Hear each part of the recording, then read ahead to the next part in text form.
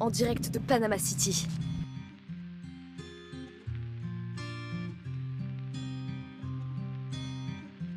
Ce petit catamaran ici, voilà, ça s'appelle Mustang. On est deux à partir, c'est un petit catamaran. J'ai quand même tout un flotteur là, qui est à moi. Et ça, c'est un confort incroyable. Et bah là, on fait les préparatifs, on a fait les courses aujourd'hui pour 2 mois de survie en mer. Bien qu'on est censé mettre 1 mois, il faut prévoir les aléas. Voilà. Ça y est, c'est le départ. On va voir ce que ça donne le Pacifique.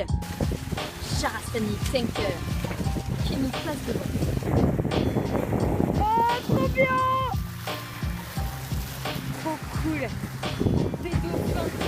Des premiers dauphins. Accueil cargo par ici, cargo par là-bas. En fait, on pense qu'on est dans le couloir de navigation de ces gros bateaux. Et sinon, il y a des rémoulats qui sautent par là-bas. On fait du 8.6, 8.5. Tout à l'heure, on a fait du 9.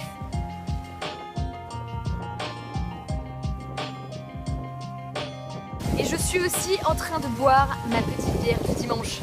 Moi, ça me plaît bien de faire un trip sans alcool. Bien que je bois une bière tous les dimanches. Voilà, c'est ce que j'ai choisi à l'unanimité. Et je me réveille et je viens de voir un dauphin qui sautait au loin par là-bas. Il n'est pas venu nous voir.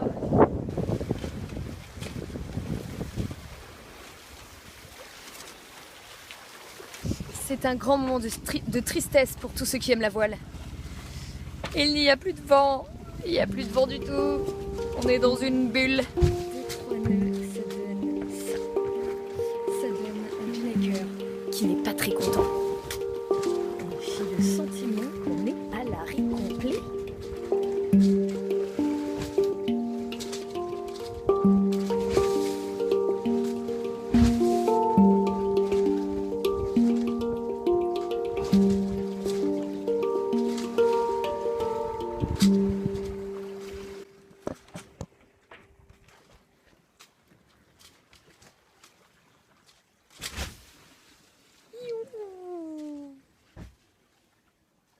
Il veut se poser, sinon il ne tournerait pas comme ça autour de nous.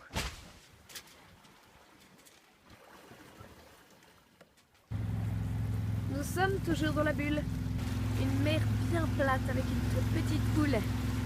Il y a une petite île ici et nous on est là. C'est une petite île colombienne qui s'appelle Malpelo. C'est le Jamaïcain qui nous fait avancer. L'océan est superbe, l'océan est magnifique. On a vu un requin, 2 même, je suis pas bien sûre, un de sûr, mais peut-être un deuxième. Il y a des oiseaux partout. J'ai vu une pomme, il y avait une pomme entière, puis pendant que j'étais en train de m'interpeller sur cette pomme, il y a un énorme tronc qui est arrivé. On se l'est pris de manière douce, on va doucement. Si on allait plus vite, ça peut être dangereux, un tronc comme ça. Il y a des trucs comme ça qui circulent avec des troncs. Oh, on voit l'île! Oh, on voit l'île! Trop cool! Oh, c'est hyper pentu! On voit Malpelo là-bas. Bon, je vais filmer ça. Là-bas. Ah, oh non, on la voit pas assez. Dis donc, elle est énorme cette île. Malpelo dans une ambiance orageuse. Tout est rangé pour la nuit. Tout est rangé, nous sommes prêts pour ce bon gros grain qui va enfin laver le bateau. Peut-être même que je vais enfin prendre une douche. Voilà, nous passons Malpelo, la dernière île avant les Galapagos. On va continuer le chemin tranquillement. Condition un petit peu difficile ce matin. Un vent de face et une houle de face. On n'a pas beaucoup dormi. Encore Thierry a encore... Je vais rentrer. Thierry a encore moins dormi que moi. Vu qu'il a fait tous les réglages de voile. Le souci, c'est que quand ça tape, Cette table, elle saute un petit peu. Comme ça.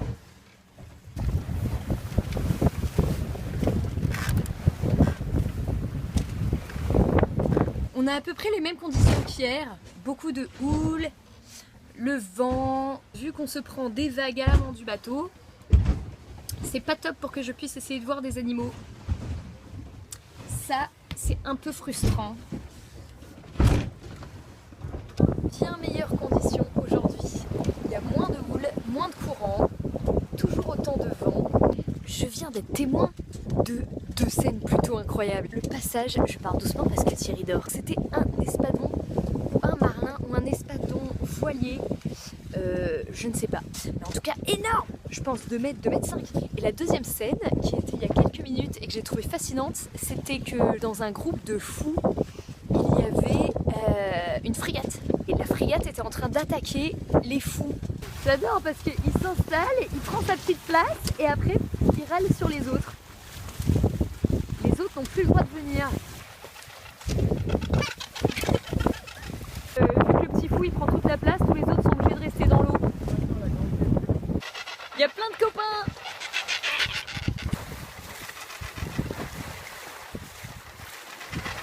Je crois que ce sont des globicéphales.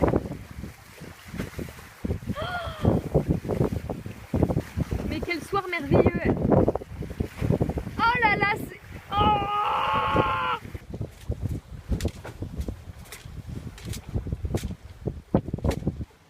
les fous ont fait plein de caca sur le bateau. Du coup Thierry n'est pas très content. Voilà, je te donne ma cabine. Ça fait grand. C'est peut-être un nuage gentil parce que le vent est resté à 12-13 nœuds. Il y a une pointe à 14 tout à l'heure, j'ai un petit peu paniqué. On a mis un riz dans l'AGV et dans le Génois. Et puis pour autant, il n'y a pas de montée de vent, alors on reste vigilant. Moi je suis en observation intense et j'ai même sorti ma tenue de combat. Il y a une petite pluie. Et nous on est bien au sec. Je vais essayer d'éviter d'aller dehors aujourd'hui trop longtemps parce que j'ai mon œil qui a fait une petite irritation. Je suis en train de finir mon petit café. Ce jour marque aussi notre 7e jour en mer. Aucun bateau à l'horizon, c'est de la folie. Sauf le premier jour. Scène de chasse droit devant. Il y a plein d'oiseaux en surface. Et ils plongent. Nous sommes aujourd'hui ici à essayer de dépasser les Galapagos. On doit aller là. Il y a du chemin, il y a du chemin. Nous ne sommes que là. Voilà, c'est le Pacifique. C'est quand même le plus grand océan du monde. Des conditions un petit peu difficiles. Et en plus, on n'est pas encore sorti de l'auberge. Les alizés ne sont pas encore là. Il faut qu'on descende au niveau de l'équateur, donc au niveau des Galapagos. On n'a pas vraiment réussi à le faire jusqu'à maintenant avec ce vent de face. La petite bière du dimanche. Pendant que Thierry fait son snack de, son snack de 6h30. Notre chemin parcouru et finalement là on fait du plein sud. Maintenant on se prend la houle en pleine face.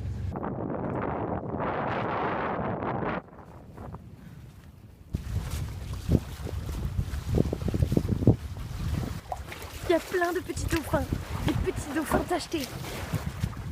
Discret quand même. Premier pain maison. J'ai passé presque toute la journée dans ce canapé. J'ai mon œil qui est encore un peu rouge et cette oreille qui a pris tellement le vent ces derniers jours, vu que je m'abrite du soleil, je prends toujours le vent dans la même oreille. Du coup, je me suis dit qu'il fallait que je fasse un jour de break d'extérieur. Petite vue sur la cabine, tiens, le carré. Là-haut, il y a tout l'appareillage de navigation. Là, il y a un petit tas de courses. La petite cuisine.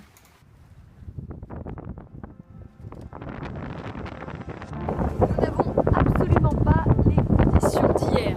Crique ardéchoise. Avec le merveilleux sentiment de dépasser l'équateur. Le point du jour est ici, en dessous. Non, non, non. Oh, il y en a 2 ou 3, ils viennent vers nous quand même. Ah, regardez-moi cette mer. là c'est juste nickel. On pense enfin être pour de bon dans les alizés. À notre grand bonheur, on fait du 7-8 nœuds là, ça y est.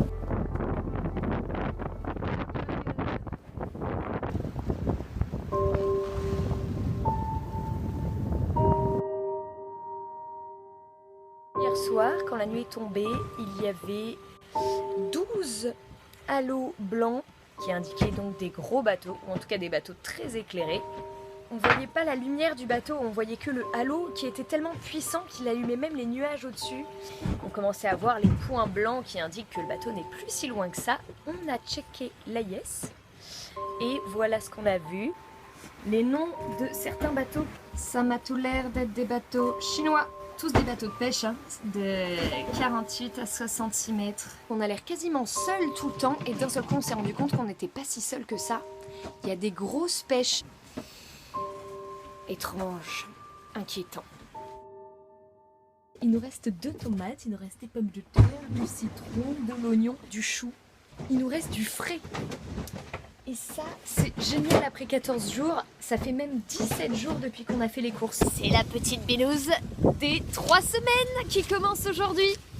Waouh, c'est encore plus joli maintenant. Pancake ce matin. Le vent s'est calmé d'un coup. On a du 8 nœuds de vent. Donc voilà, je continue cette journée très éprouvante. Un coucher de soleil sans nuages. Il y a du gros poissonnet qui saute là-bas. Je crois que c'est de la bonite ou du thon. Voyez-vous ces éclaboussures? Ils arrivent.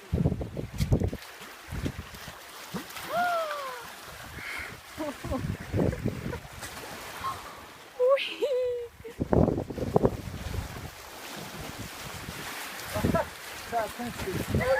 Oh là là, vous êtes trop forts! Pour demain.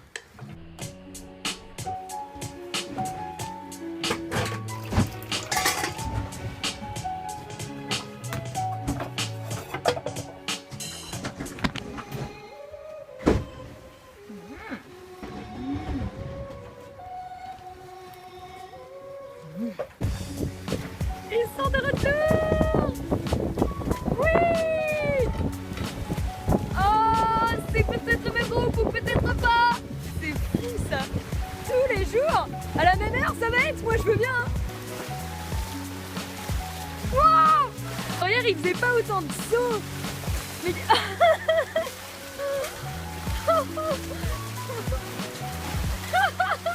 Génial! Les sauts, je ne m'en remets pas. Je suis captivée. Oh la vache.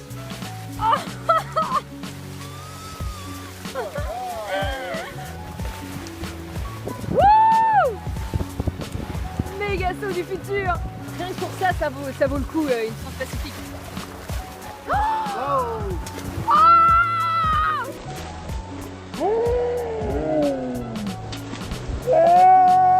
Le bonheur quand même, ces journées. Je m'en remets pas. C'est pas les mêmes. Il y en a un qui a la dorsale toute défoncée, le pauvre.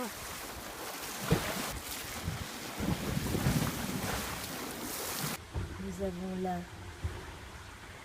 un beau dauphin tacheté pour tropical. Mais allez voir celui-ci. Mais tourne avec. 2 espèces ensemble aujourd'hui. J'ai fait une lessive aujourd'hui. C'est ma première lessive depuis le départ. Regardons notre trace. Je lui ai fait des petits pointillés. Là, attention, ça c'était hier. Et aujourd'hui, nous sommes le 1er. C'est le dernier retournement de la carte.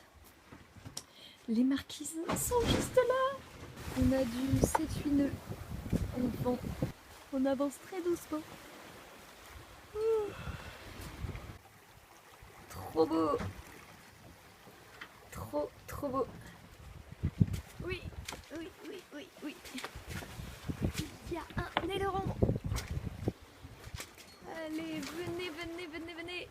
Ils sont très furtifs. Trop furtifs pour voir ce que c'est. Bateau de pêche en vue. C'est le premier qu'on voit en plein jour. Et je suis aussi en train de boire ma dernière bière du dimanche. La der de der, normalement. On a retrouvé le vent. Et les nuages. Sûrement liés d'ailleurs. Ginnaker et Génois. De la bonne vague. Il y a une tonne d'oiseaux.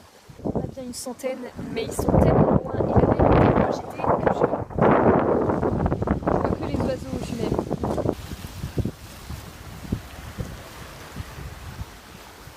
Vent réel aujourd'hui qui est énorme. Apparemment ça a commencé cette nuit, ce qui nous fait faire des très bonnes vitesses.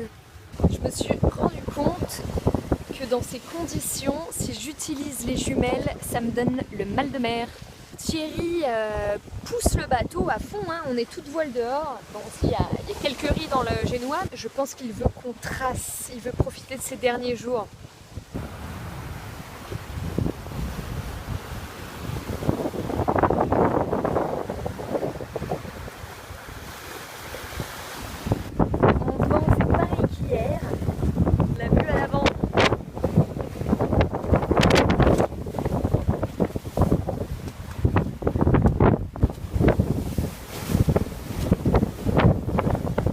La mer est toujours aussi déchaînée, on est très secoué.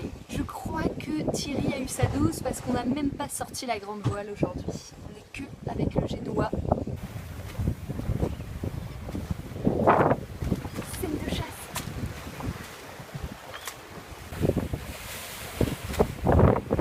Avant-dernier coucher de soleil sur l'horizon. Notre point du jour. Là, cargo en visu. Il nous a fait 2 poètes. Enfin des poètes, c'était plutôt des... Si c'était un bonjour, merci capitaine, c'est sympa. Comme c'était un coucher de soleil un peu timide, heureusement ce soir il y a ça. Et c'était encore plus beau que le coucher de soleil, de voir ce lever de pleine lune. Dernier jour en mer. Il y a un petit souci logistique, c'est que ça va être dur de voir la terre avec ce Ginnaker. Et il y a plein d'oiseaux. Ce petit oiseau blanc qui bat des ailes à fond, ça doit être un oiseau typique de Polynésie. Je crois pas que j'avais parlé des déchets. Je pense qu'il faut assumer ces déchets. Le recyclage est très important, même si le carton, les conserves et le verre se dégradent et finissent par ne plus se voir dans l'océan. Non, il faut les ramener. Enfin bref, je m'arrête là pour vous montrer notre quantité de déchets. Voilà, ça fera l'équivalent de 2 petits sacs. Ça y est. On les voit. On voit quelque chose.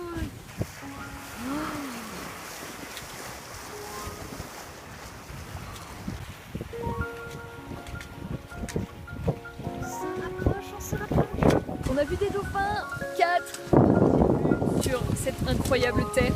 Notre direction est là-bas, en dessous de ce super nuage. Il y a des toutes petites maisonnettes.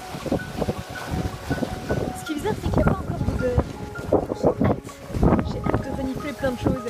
Ça, c'est Hivaoa et ça, c'est Tahuata. C'est dur d'imaginer un mouillage là-bas.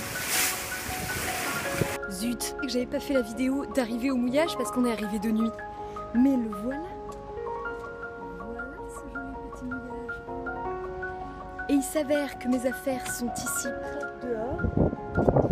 Ma cabine est vide parce qu'il y a ici là cet énorme bateau qui va vers Nuku'iva.